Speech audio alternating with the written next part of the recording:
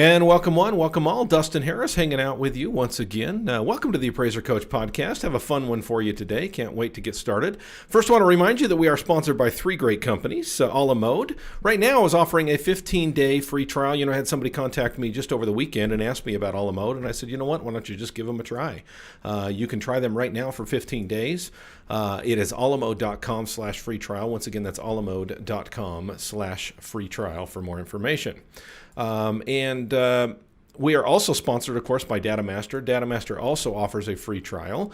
You can try them for 2 weeks. That's 14 days at datamasterfreetrial.com/coach. Once again, datamasterfreetrial.com/coach. And finally, we are sponsored by Working RE Magazine. Folks, if you want to know what's going on in the appraisal industry, you need to check into workingre.com. They always know, and they're always on top of what's happening here at the appraisal profession. So check them out. It's workingre.com. Once again, workingre as in workingrealestate.com. Well, folks, I've had in the recesses of my brain this idea bumping around for a couple of months now, and I just have not really found the right person to do this with.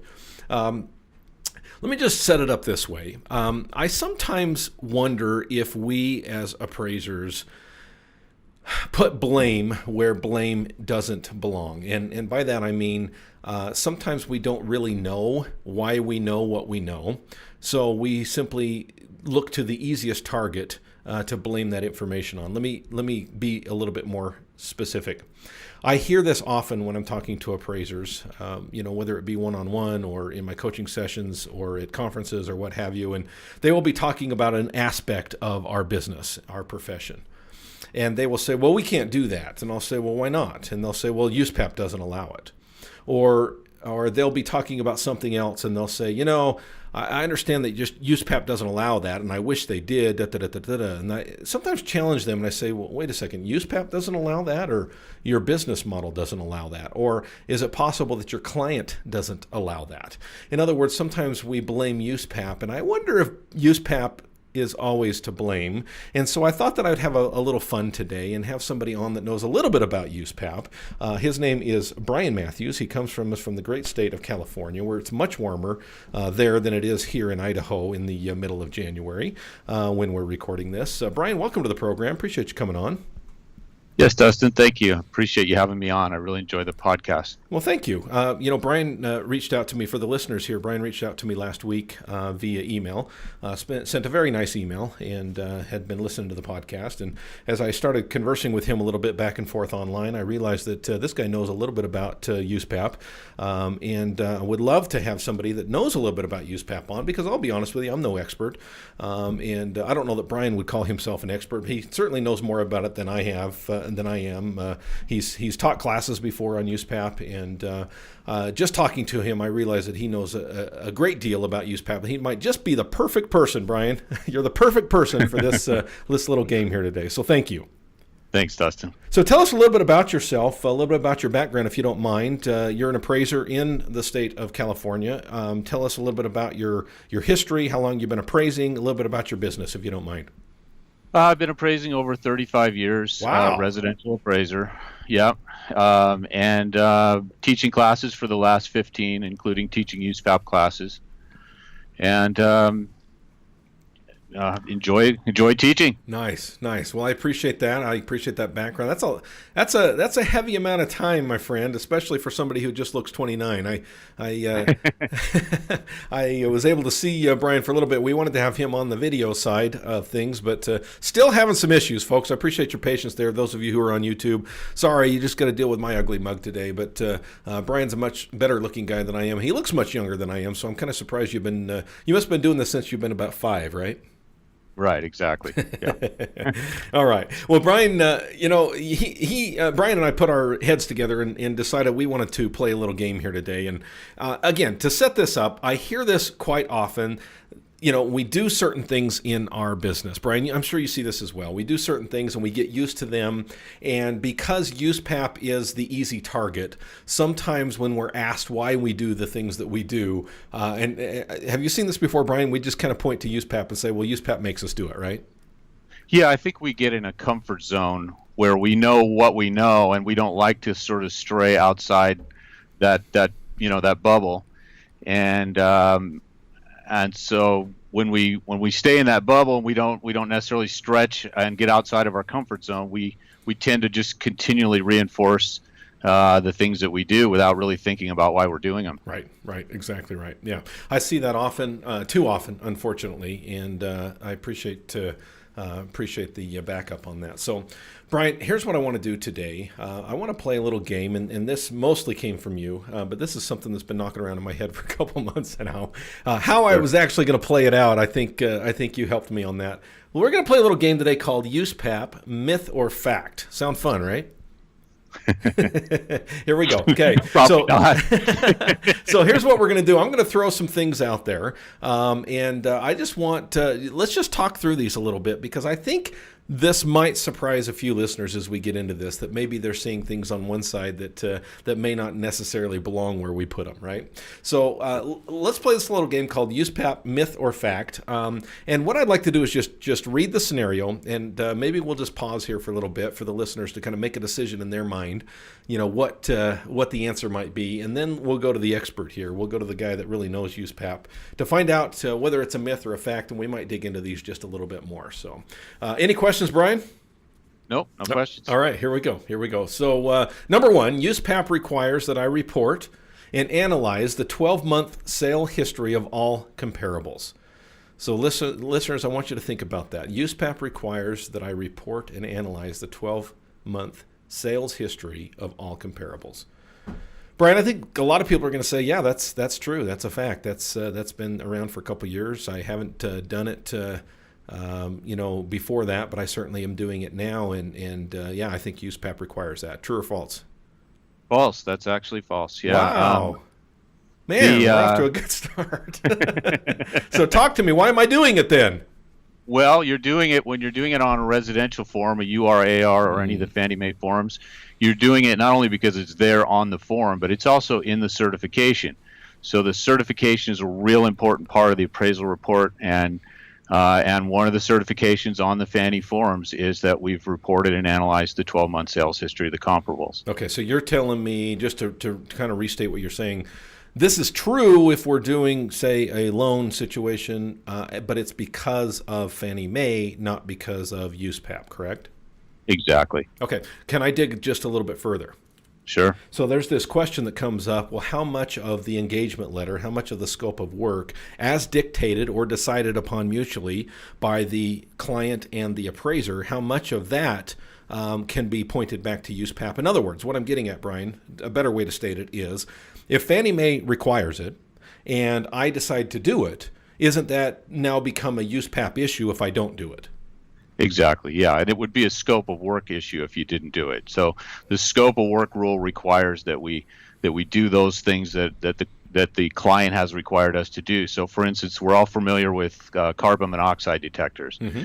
USPAP says nothing about carbon monoxide detectors, of course. Right. But when the engagement letter says check and make sure there are carbon monoxide detectors, we're sort of forced to do it at that point. It's part of our scope of work. So if we didn't do it, it would be a violation of USPAP. And the way to get out of that, if you don't want to check carbon monoxide detectors, is to not accept the assignment, correct? Exactly. Yeah. So you accept the scope of work that the client has requested, or don't accept the assignment. Okay. Absolutely. And I don't want to get too hung up on this issue, but I have to go to the next deeper layer here. Did you hear about the issue up in I think it was Oregon, maybe Washington, one of those Northwest states here within the last year or two, where the state board started going against, or at least threatened to go against, appraisers for not meeting due dates because they had made that decision. They thought that was part of the engagement letter, that was part of their contract, and thus it must be a USPAP violation if you don't meet the due date. Did you hear about that? No, I didn't hear about it. Okay. Well, it was. I'll tell you this. The rest of the story is it was squashed before it ever got any wheels. But there was a big uproar over that. What are your thoughts on that? If you make a decision with a client and the client says we need it done in 5 days, and you turn it in 7 days, can they then say, well, that's a USPAP violation because hey, we agreed on 5 days? No, because it's not part of the scope of work of the assignment. I don't believe it would be part of the scope of work of the assignment. The scope of work includes all the research and analysis that we do, but a due date is, it's an agreed upon time frame, certainly, but it's not. I would not call that a USPAP violation. Okay, very good. And that's actually what they decided as well, and quickly moved away from that. So all on the same page. Okay, number 2, I need authorization from the client to discuss assignment results with a party I have identified in the report as an intended user, including the client's attorney, another lender, or HUD, FHA in an FHA assignment. Okay, I want to restate this. Those of you who are listening, okay, it's hard to follow along. I understand you're driving down the road, you're getting to your inspections. Okay, let's repeat this. You have already identified a third party as part of the intended user, as one of the intended users. Okay, do you need permission from the client to discuss assignment results with that party? Brian, what do you think? The answer is yes. That's a fact. Wait a second. This is crazy. So you're saying that if I say the client is ABC Bank and or FHA HUD, that I still, if FHA HUD calls me, I've still got to get permission from the client to talk to them? No, if you call them out as co-clients, you can have more than one client on an assignment. If you call them out as co-clients, then they're both your client. You don't need authorization to speak to either one of them. But if you call one party out as the client and you list an additional intended user in the assignment, then you do need authorization from the client. And the reason for that is things may have changed since you accepted the assignment, and now the client down the road, a week, a year, a month, may not want to share those results with another intended user, and that's their prerogative. So we always have to check with our client before we share results, even with other intended users. Okay, so I just want to clarify, we're talking the difference between client and intended users, and they're not the same thing. No, the client is always an intended user, but then we can identify additional intended users by name or by type as well. And Dustin, I did want to also mention, these are not my opinions. We came up with this right out of the frequently asked questions in the back of the book. Okay. And that is frequently asked question number 63. If anybody wants to go, if they don't believe my answer, they don't like my answer, and they want to go read that, it's number 63. Love it. Yeah, so any chance you get to throw those references out, I think are super important, because I guarantee with 1,000+ listeners that we have to this program, there's somebody driving down the road saying, "Oh, come on, Brian, that's not true." So as long as we can go to the reference, I think we're good to go. We're going to be much safer that way. So, all right. Sure. Here we go. Number 3, an appraiser may base the fee for an appraisal on the pending sales price of the subject. This is obviously false. No way. That's actually a fact, Dustin. Oh, come on. I thought the whole whole deal with USPAP is you cannot base your fee on some prearranged or pre-decided value, right? Isn't that doing that when you're relying on the pending sales price? No, it's not. It actually isn't. All right, talk to me. You got to help me.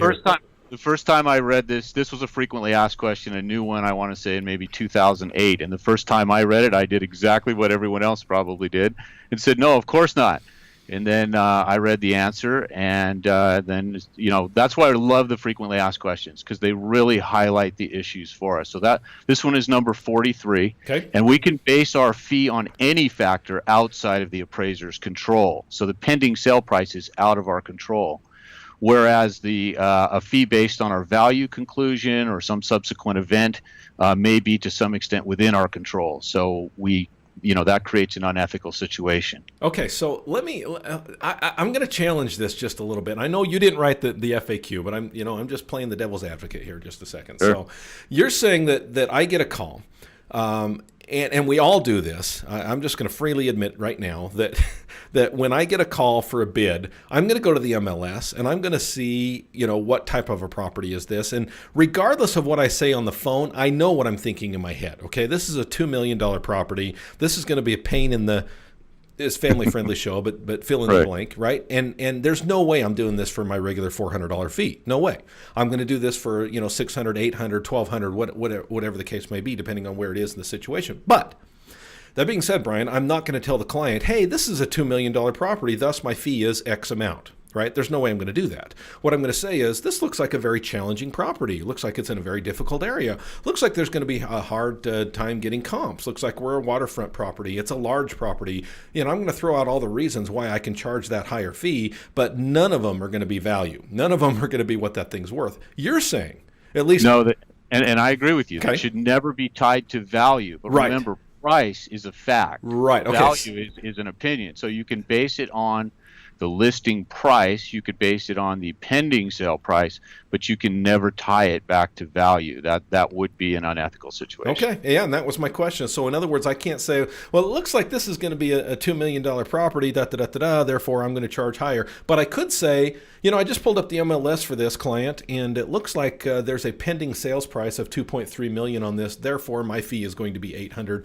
and I'm good to go. Yeah, that in and of itself would not be a USPAP violation. Now, I'm with you. I think our fees should be based on complexity of the assignment and not pending sale prices. So to me, this is not a great way to quote a fee, but we throw everything into the mix and then we throw a fee out there and and hope we get the assignment. Right. Or hope we don't, depending on the situation. Yes, right. All right, Brian. Let's go number 4 here. The ethics rule. Ethics rule. I love the ethics rule. Gets blamed for everything, doesn't it? Sure. All right. Catch all for everything. The ethics rule requires the disclosure of services provided in the last 3 years preceding the acceptance of the assignment. This includes disclosing the type of service, date of service, and the client's name. I'm going to say myth on that simply because, if for nothing else, the client's name. Yeah, that was just kind of a trick question that we do in class. You don't necessarily even need to include the date of services. It's just the type of services and number of services in the 3 years preceding acceptance of the assignment. Okay. Now, I know that let me just ask you this. Some of my clients are now asking for dates of services, not specifics, but month and year. In other words, they're saying, we want to know if you've done a previous service in the last 3 years and which month of which year you did that service. Am I okay disclosing that? Is there any violation in adding that information? Yeah, you can absolutely disclose that. It's not prohibited. I usually try to keep it to just exactly what the minimum requirement is. But if a client's asking for that information, there's nothing in USPAP that would prohibit you from disclosing the date. Okay. Now, just to be clear here, number 1 here, we talked about 12-month history of all comparables, and we said that was a Fannie Mae thing. Now we're talking about the prior services in the last 3 years, but that actually is a USPAP thing, not a Fannie Mae thing, correct? Absolutely. Okay. Yeah. All right. Just to be clear there. Okay. Good. Number 5. Before we move on, just to reiterate or just to mention, and we never want to disclose the value of the prior appraisal. Let's say, catch. Right, or any of the value conclusions contained within the report. Right. Yeah. And here's a copy of the report, by the way. Right. Yeah. Right. All right. Number 5. When prior services were provided, the disclosure to the client must be made twice. That one's a fact. It's a fact. Okay, so I'm going to take a guess here. I haven't looked this up, but I'm going to guess one of those must be when you accept the assignment as part of the acceptance of that assignment, and the other must be in writing in the assignment itself, correct? Yeah, the first time is prior to acceptance of the assignment or upon discovery. So sometimes we don't discover it prior to acceptance. Sometimes you don't realize it till you're out there walking through the house and it suddenly dawns on you, hey, I've been here before. At that point, you can notify the client and, they can decide whether to go forward with the assignment. And then the second time is in the report certification, which is a little hard on the Fannie forms since those certifications on some software will not allow us to change those certifications, but we can always add additional certifications like the prior services certification. I'm going to throw myself on the altar here just a little bit and ask you what you would have done in this situation. Hypothetically, I appraised a house recently, and when I walked through the property, normally my office staff does all of the research before I go out there to see if I've done a prior service. And hypothetically, I went out to this property, and I obviously recognized the property. I'd walked through the property before. It was a high-end luxury home. And it was very obvious that I'd been there, but I know it had been quite a while since I had been there. And usually they will tell me whether I've been out there before I go out there, so I can be prepared. A lot of times we'll have a prior sketch that we can just make sure everything is the same, what have you. In this case, there was no note to me that I had been there before, but when I did show up, I recognized it. I did send a quick communication back to the office, and I said, hypothetically, of course, allegedly, I sent a communication back to the office, and I said, it seems like I've been here before. Can you, look that up again? Because I know they usually do it beforehand. And long story short, they didn't find it. And I thought, well, you know what? It's been a long time. I'm sure it's over 3 years. No big deal. Did not disclose in the report because to me, it seemed like it had been 3 years. Well, come to find out, the prior client was the same client, allegedly, of course, in this hypothetical situation. The prior client was the same client, and they said, how come you didn't tell me you'd been out there before? Because it had been, I think, 2 years and 11 months since I've been out there, right? So I was within that 3 years, or would have been if this was a real situation. What would you have done in that situation? In other words, there's nothing on our computer. And by the way, we went back and looked. We could not find the prior report. And so allegedly we asked the client to send the prior report, and sure enough, there it is. For whatever reason, it just happened to fall on a month that we had lost some of our work files, some of our records happen to be within that month. This is a very scary hypothetical situation. Yeah, exactly. I hope it never happens to me. But right. What would you do in that situation? In other words, you've been to the property. You've been to the property, but you don't find any record of it. What do you do in that situation? Yeah, I would want to correct that certification as quickly as possible. I think I would, I'd go right back to the client and hey, you missed it. Mistakes are made. USPAP doesn't demand perfection. We all make mistakes. Right. We're human. That's part of being human. But I would want to correct that right away. I would not want that report to get any further down the road than it is without correcting that. Okay. And what we decided to do is if this ever happened to us, which of course it never had, but if it had happened to us, then I think that, next time the lesson would be learned that would there be anything wrong with Brian was saying, upon inspection of the property, it was noted that I had been here before and prior service has been done. However, since no record could be found, it's unknown whether or not it was in the 3 years. Well, I would want to be careful there, because we do have the 5-year work file requirement. Right. And if you can't put your hands on a work file that you may have done in the last 5 years, that could be a problem. Issue. Well, yeah. So you're opening yourself up to maybe some problems there by admitting that you'd been there but couldn't find anything on it, right? Yeah, I think I would go. It depends how long you keep your work files too. Sure. I recommend keeping them longer than the 5 years, but there's two schools of thought on that. Mm-hmm. But I think I would, at least try to research it back through the client and see if they have a copy of the prior report. If it's the same client, if you think it might be the same client. Okay. Yeah, and who knows, after 3 years, sure. like you're going to remember, right? Of course, this never happened to me. I want to reiterate that again. Sure. But if it had, I learned a great lesson from it, right? And right. And moving forward, we'll figure that out. Speaking of moving forward, folks, are you moving forward in your business? If you're not, you need to check out Alamode Software. Alamode has been around for over 30 years. I have been with them for over 20 years, and they are the type of company who understands appraisers and wants you to succeed. They make sure their software is working right for you. And all the bells, all the whistles. I hate even using that term because it's so much more than bells and whistles, folks. These are very integrated systems that allow you to be the professional that you trained to be. Alamode.com/free trial right now for a 15-day free trial, and then $349 per year for the next 10 years. That's 10-year price guarantee, folks. If you have not checked them out recently, check them out right now. It's alamode.com/free trial. Speaking of free trials, 14 days you can try DataMaster right now, folks. You can try everything that DataMaster has to offer. This 14 days does not come with any restrictions. That's right, you can try everything and you can have unlimited downloads for the next 14 days. Just go to datamasterfreetrial.com/coach. It's kind of long, so write it down. I'll go slow. datamasterfreetrial.com/coach. Folks, you'll want to get in right now if Datamaster is in your area, and they are across the country, so check them out. Go to datamasterfreetrial.com/coach. Check out, find out if they're in your area. If they are, Try them for 2 full weeks, and you will be impressed, and you'll stay on forever. That's the type of company that Data Master is. Well, folks, I'm talking with Brian Mathews of Southern California. You know, he and I actually got connected on email, but one of the side connections that we found that we had was through Working RE Magazine, that he knows the guys there, I know the guys there, and so that's a fun connection to make. Folks, I've been dealing with David and Isaac and the others over there at Working RE for several years now. Very impressed with their setup.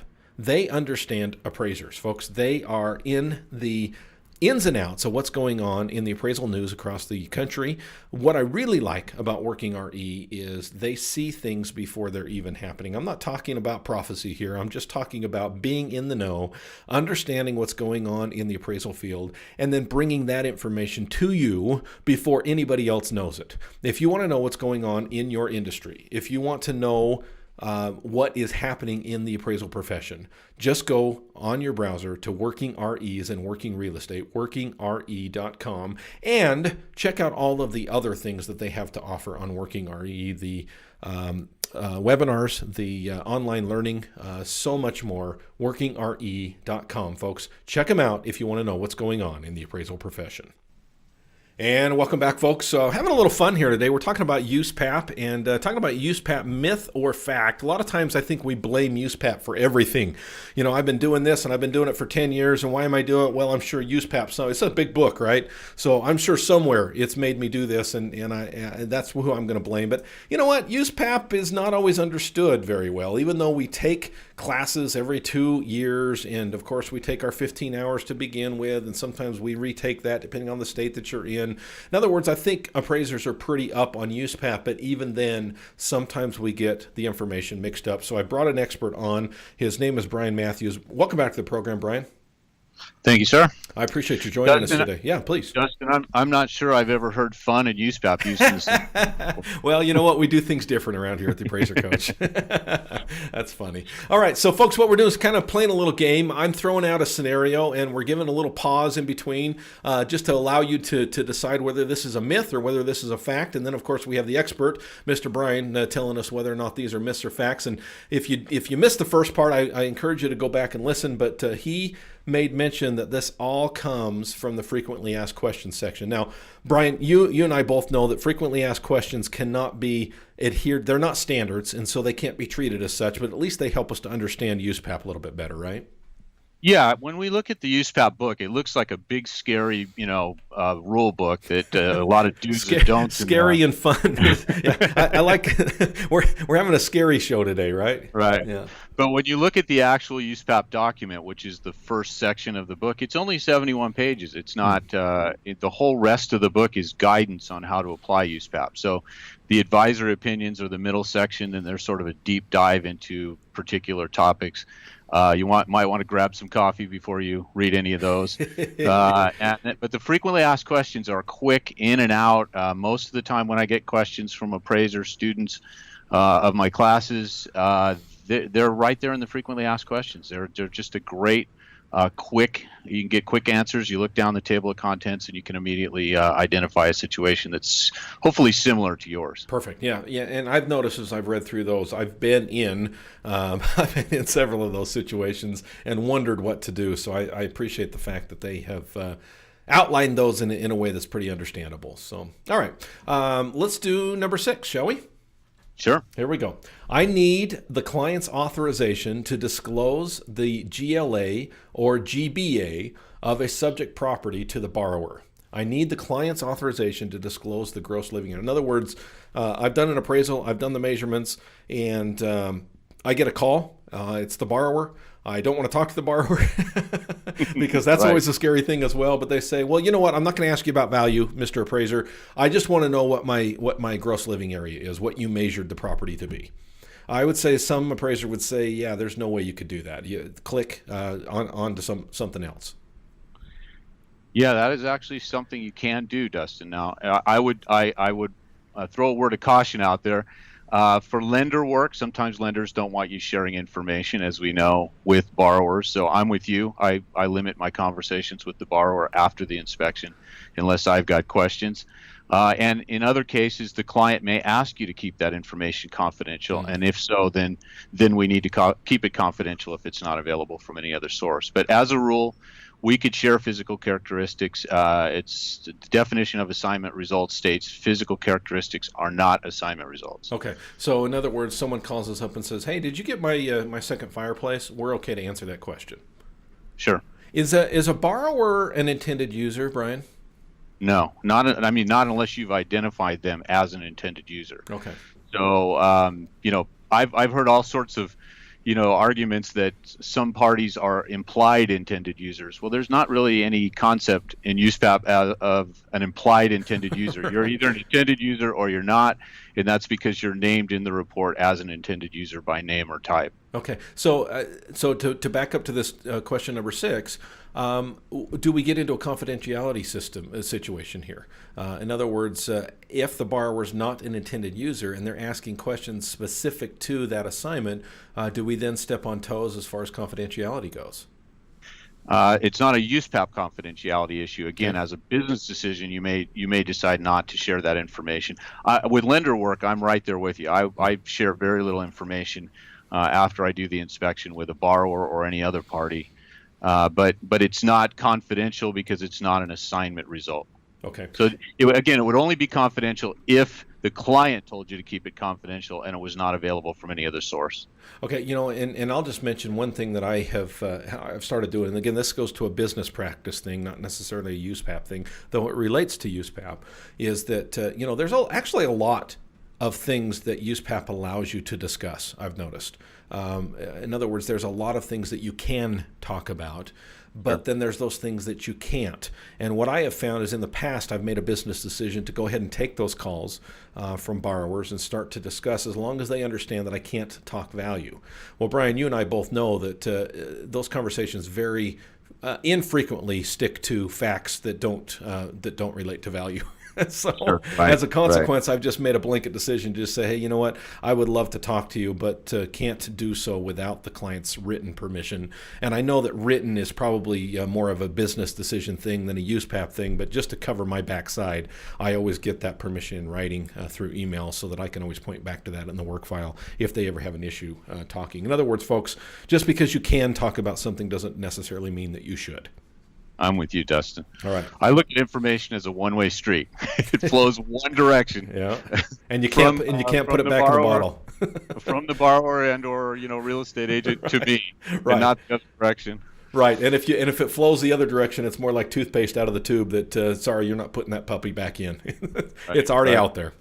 And it's subject to misunderstanding. Absolutely. A lot of it. Absolutely. Okay. Number 7, USPAP requires the report to contain a distinct section that identifies the scope of work performed. Well, I'll tell you, Brian, this is easy. I've got a scope of work section. That's got to be a USPAP thing.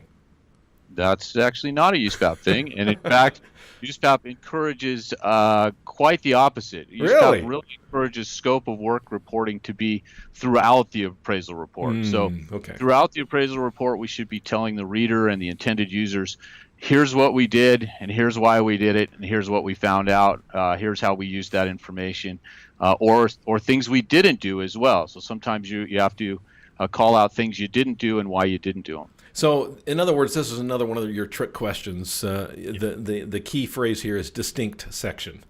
Right. Okay. Right. Okay. So you can have a section, as we've seen, we see in the URAR, that calls out our minimum scope of work. Right. But think of that scope of work reporting as throughout the report, explaining to the reader what we've done and why we've done it. And by the way, listeners, you can take this tip. I've used this for many years in my scope of work section. The end sentence, I think, is something to the effect of other scope of work. I don't even know how I state it, but scope of work is found throughout the report. There you go. All right, cool. Number 8, the USPAP document that applies to the assignment, i.e. this is the 2016-2017 version, is based on the effective date of the appraisal. So let me read that again. The USPAP document that applies to the assignment is based on the effective date of the appraisal. Help me to understand the question here, Brian. Okay, so occasionally when we have, well, every 2 years when we have a new USPAP come out, I'll get this call from appraisers and they'll say, I looked at the subject property on December 31st. I'm writing the report on January 2nd. And if there's a change, say, let's say in the report options, do I use the new USPAP or the old USPAP? Oh, gotcha. So I'm Okay. basing it on the effective date of the appraisal or the report date, which is the same as the signature date. Okay. So is based on the effective date of the appraisal. That makes sense to me. The date you see the property, you may be doing the write-up the next day. It's January 1st. I would say sure. Yeah, it's based on the effective date of the appraisal. Yeah, that's another myth. I'm being schooled here today, Brian.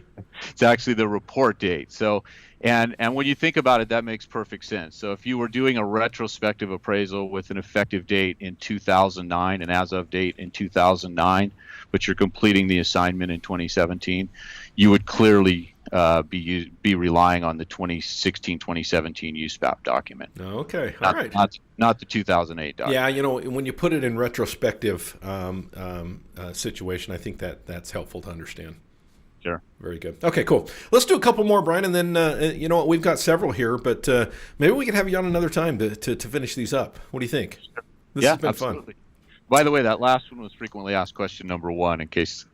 Number one. Take me to task on that one. The very first one of the frequently asked questions. See, you can see how far I got into the frequently asked questions, right?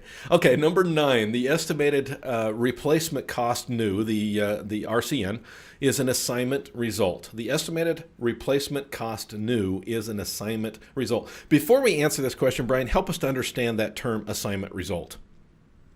So assignment results, we identify assignment results, and the term assignment results means all of our opinions and conclusions. So it's not just our value conclusion. It may be our opinion about the quality of another appraiser's work in a review assignment. It could be things like highest and best use. So it's all of our opinions and conclusions. Okay. So the question again, listeners, is an estimated of cost, a replacement cost new. Okay, so we're talking cost approach section here, is an assignment result. It would make sense that would be one, I think, Brian, right? No. Sorry, Dustin. Well, I know I tell you. Playing devil's advocate here. Okay, now, yeah, that's actually a myth. And one of the things, and that goes hand in hand with the next one, and we might as well just do the next one. Yeah, let's do this. So number 10 is the results of the cost approach are an assignment result. Again, you say the other one's a myth, so this one must be a myth as well. No, that one's a fact. All right. One of the misconceptions I see about the cost approach, if I ask a class full of appraisers what does the results of the cost approach represent, a handful of them, if not the whole class, will say we're estimating replacement cost. But the reality is, once we complete the cost approach, it's an estimate of value.